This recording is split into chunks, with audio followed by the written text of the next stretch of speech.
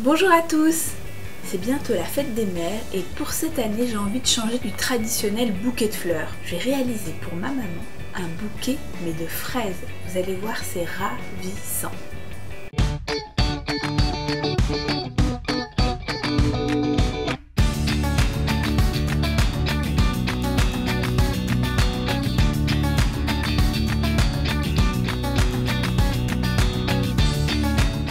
Pour réaliser un bouquet de fraises d'amour, il vous faudra 125 g de sucre, 25 g de glucose, un peu de colorant rouge en poudre ou en gel, 40 g d'eau. La quantité que vous souhaitez de fraises, 150 g par exemple, des petites feuilles de menthe fraîches, des pics à brochettes et surtout un thermomètre pour mesurer la température du sucre.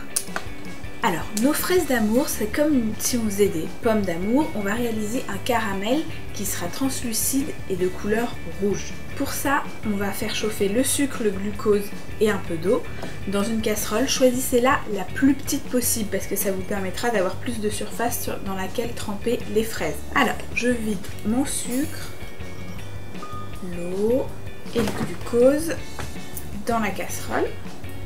J'ajouterai le colorant un peu plus tard. Ce qui est très important quand on réalise un caramel, c'est de bien mesurer la température. Je vais faire chauffer mon caramel à feu moyen, surtout pas à feu fort, on risquerait de le brûler. C'est un petit peu long parce qu'on va devoir atteindre la température de 155 degrés. Ça va nous laisser le temps de préparer nos petites fraises sur leur pic.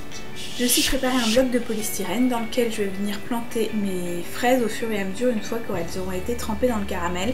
Je l'ai recouvert d'un papier aluminium pour éviter de devoir jeter le bloc de polystyrène une fois qu'il aura plein de caramel dessus.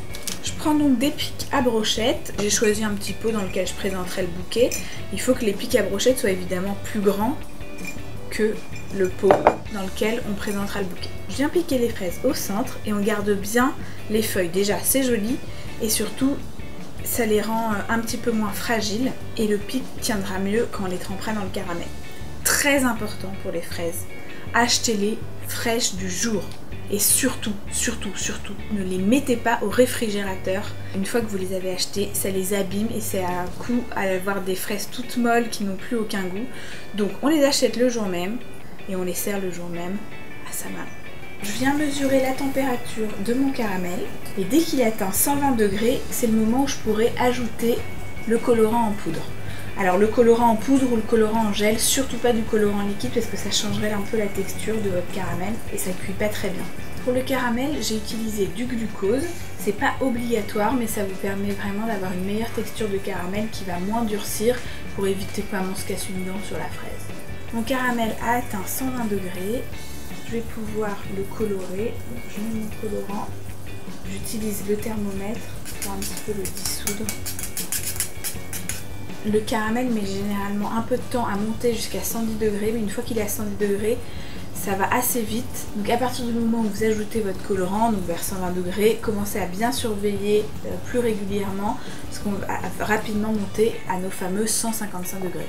Bon là, 155 degrés, on est bon. Je prépare un petit torchon que je replie plusieurs fois sur lui-même et qui va me permettre d'incliner la casserole vers moi pour avoir le plus de surface de caramel possible dans lequel tremper les fraises.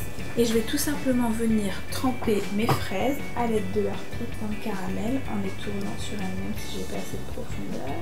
On voit le beau caramel rouge sur la fraise. Et je viens les planter en faisant attention à ne pas me brûler, surtout parce que le caramel est vraiment très chaud. Il faut aller assez vite parce que le caramel durcit très vite, donc on n'a pas beaucoup de temps pour tremper nos fraises, c'est pour ça qu'il faut qu'elles soient bien prêtes. Et l'idéal c'est d'être plusieurs pour pouvoir planter le plus de fraises possible dans le caramel.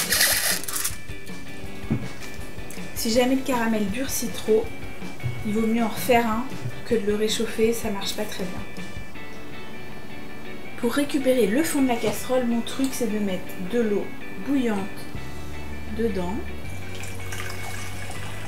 et de reporter le tout à ébullition. Ensuite vous pourrez tout vider dans l'évier et vous n'aurez pas ruiné votre casserole.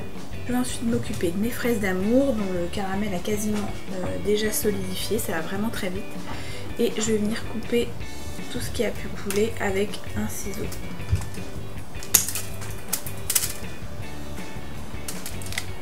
Je vais ensuite disposer mes fraises d'amour dans un petit pot pour faire un joli bouquet. J'ai préparé des feuilles de menthe. Je peux carrément mettre les feuilles entières pour vraiment donner cette impression de bouquet. Je viens disposer mes fraises dans le pot.